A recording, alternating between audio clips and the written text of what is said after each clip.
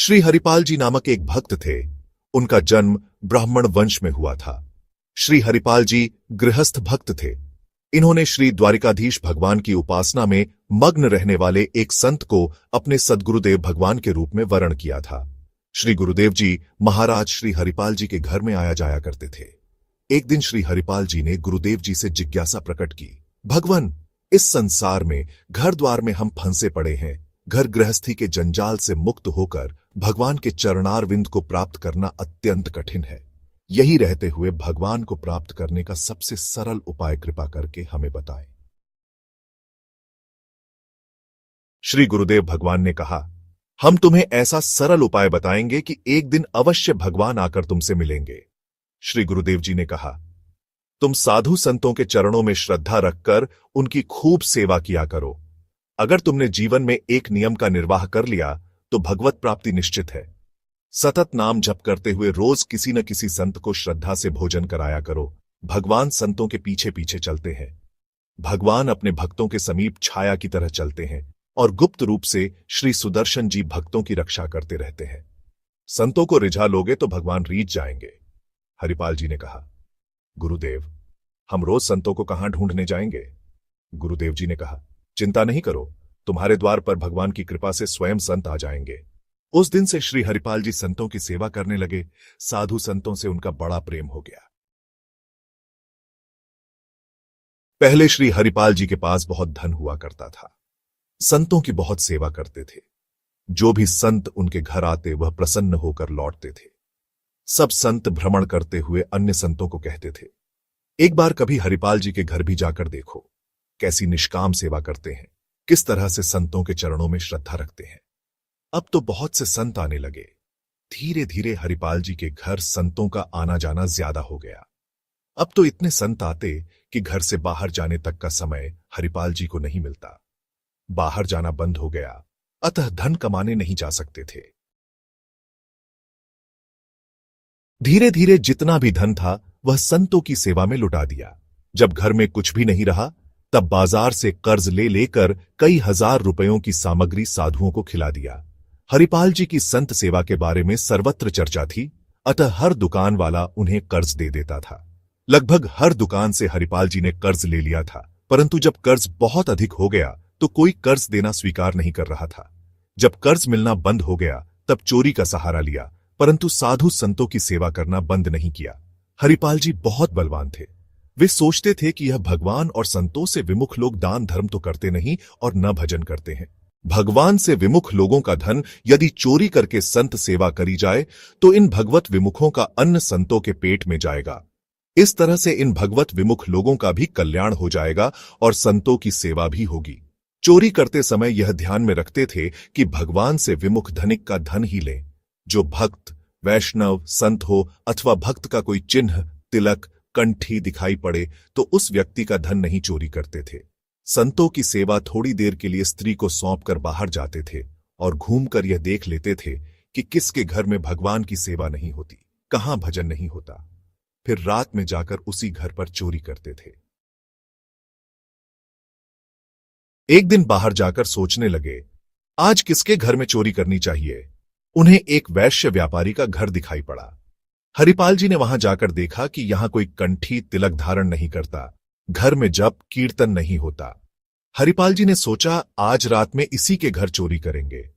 रात्रि के समय हरिपाल जी उस व्यापारी के घर में चुपचाप चले गए और चोरी करने लगे।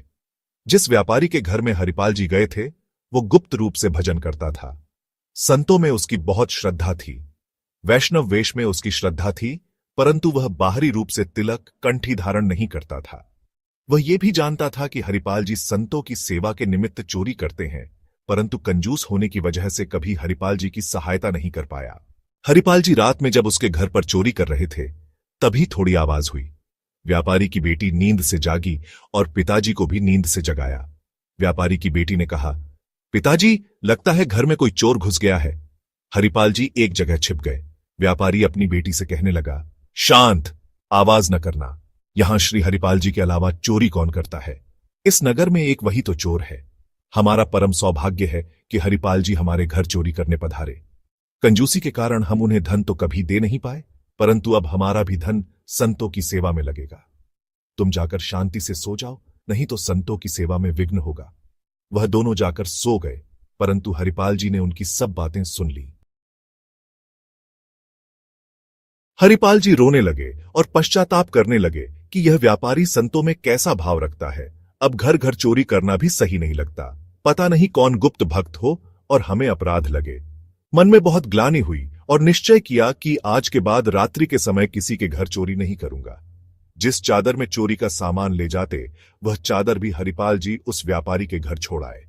व्यापारी जान गया कि यह चादर संत हरिपाल जी की है। प्रसाद रूप में उसने उस चादर को स्वीकार किया और मस्तक से लगा लिया। सतत नाम जप और संत सेवा से हरिपाल जी सिद्ध महात्मा हो गए थे। जैसे ही वह चादर व्यापारी ने अपने मस्तक से लगाई, उसके शरीर में आनंद की एक लहर सी दौड़ गई। पूर्व में वह संत और भगवान में श्रद्धा रखता तो था, परंतु प्रत्यक्ष सेवा कभी नहीं करता था। उसकी बुद्धि ऐसी निर्मल हो गई कि वह भी संतों की सेवा में लग गया। तब से चोरी छोड़कर हरिपाल जी अभक्तों को पहचानकर लूटपाट करने लगे। एक भाला लेकर जंगल वाले रास्ते पर खड़े हो जाते। हरिपाल जी बड़े बलवान संत थे। वो मार्ग में देखते रहते कि कौन रामकृष्ण आदि भगवान के नाम नहीं लेता, उसी को लूट लेते। एक दिन कुछ लोग उस रास्ते से जा रहे थे। हरिपाल जी ने उनके गले पर भाला रख दिया और कहा कि जितना धन है सारा हमें दे दो।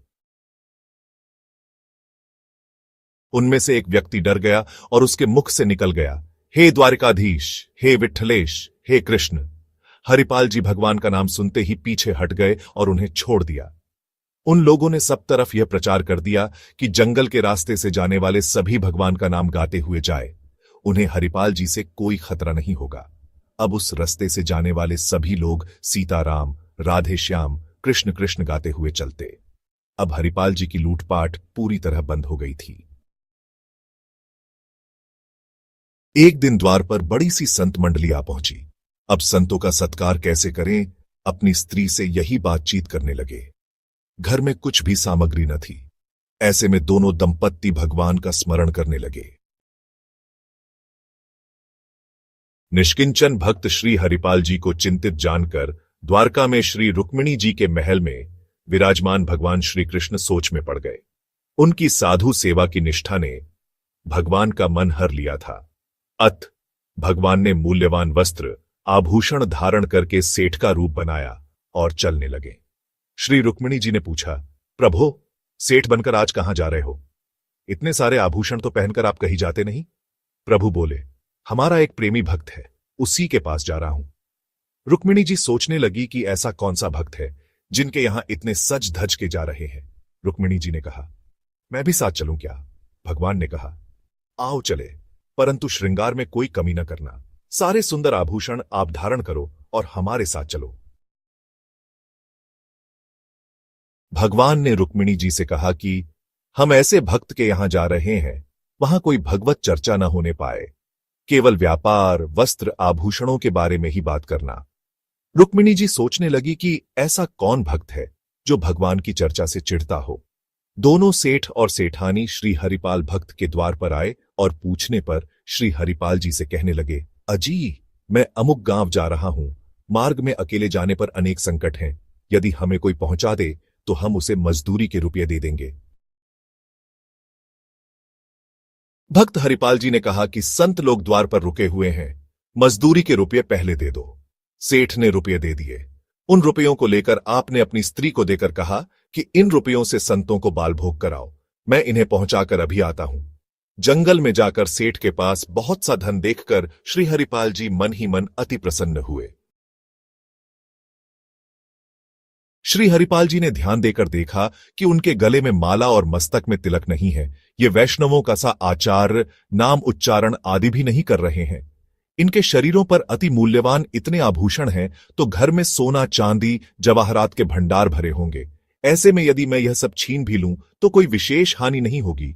सेठ सेठानी भी केवल घर व्यापार की बातें ही करते रहे। एक स्थान पर रुककर श्री हरिपाल जी दोनों से बोले, तुम्हारे पास जितना सामान है सब साधु संतों के निमित्त न्यौछावर अपने शरीर से उतार कर डाल दो, नहीं तो पिटोगे। उन दोनों ने सब कुछ उतार कर डाल दिया। श्री रुक्मिणी जी की अंगुली में एक छल्ला था, वह उनसे नहीं निकला। तब श्री हरिपाल जी अंगुली मरोड़कर उसे निकालने लगे। तब वे बोली, अरे तू तो बड़ा ही कठोर है, मेरी अंगुली टूट जाएगी, इस छल्ले को छोड़ दे। भक्त जी ने कहा, छोड़ कैसे दूं, इससे तो कई संतों का भोजन होगा। इस साधु सेवा निष्ठा की बात सुनकर भगवान ने सेठ रूप को त्याग दिया और श्याम सुंदर अनूप रूप धारण कर अपने भक्त को दिखाया। हरिपाल जी के गुरुदेव की वाणी सत्य हो गई। मेरे प्यारे हो, भक्तों में श्रेष्ठ हो, ऐसा कहते हुए भगवान ने हरिपाल जी को छाती से लगा लिया।